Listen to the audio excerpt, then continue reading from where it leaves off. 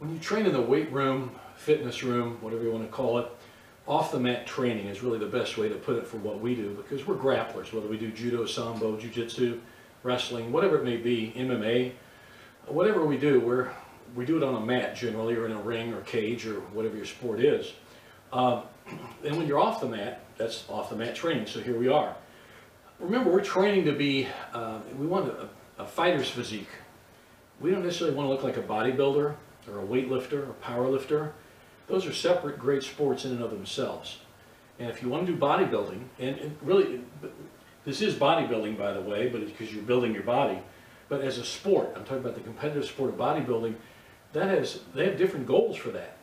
Big, very bulky muscles are not necessarily an advantage for a grappler or a fighter. So that's why you want to train to have a fighter's physique.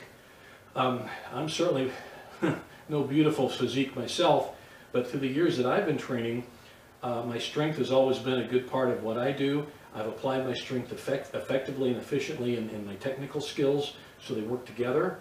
And that's the reason you work off the mat and for your fitness. So what you can do, the skills you can do with more efficiency and more effectiveness. You know, a trained body, you know, a good physique, a good strong body with good aerobic and anaerobic capacity is going to be, you know, and with good skill, is going to be someone who, you know, maybe have exceedingly good skill but doesn't have the anaerobic or aerobic capacity or the ability to do it, the strength or the fitness to do it. Conversely, I might be in the best shape in the world, but if I don't have good skill, you know, a guy who is skillful and in good shape will beat me. So I've got to combine those things. I've got to combine the fitness, the strength, you know, the power type training, you know, along with the aerobic capacity, the cardiovascular, and combine it with good strength and good fitness, good technical training on the mat. And you can do a lot of fitness training on the mat as well, but when you're off the mat, it's just very, very important to really hit the aerobic and anaerobic training. So it takes a lot of discipline, and it takes a lot of patience to get to a room that looks like this, where nobody else is around. It's not pretty. I do that on purpose, by the way. I like this dingy little gym that I have in my house. And I've always worked out in dingy little gyms because they've motivated me. But that being aside, it takes a lot of discipline to get into a place like this on a real steady basis, real regular basis. Will you work out the same every day of the year? Will I do the same type of movements in the gym every day of the year? Certainly not.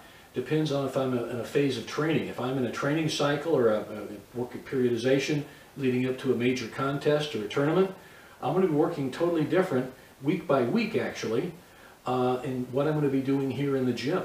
In the gym or outside and running, or, you know, working on cardio and aerobic capacity, you know, in the field or in the road work, so, or on a bike, whatever. So I'm going to be doing some different things a lot of the time, but it's also going to be directed toward being better on the mat. And that's what we're doing here. That's why we're in a room like this.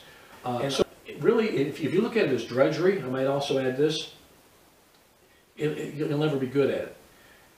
Learn to enjoy it. You know, is it something normal people like to do? Not really. But it's okay in our case not to be normal in this way, because really this is good for us. You know, it's vital.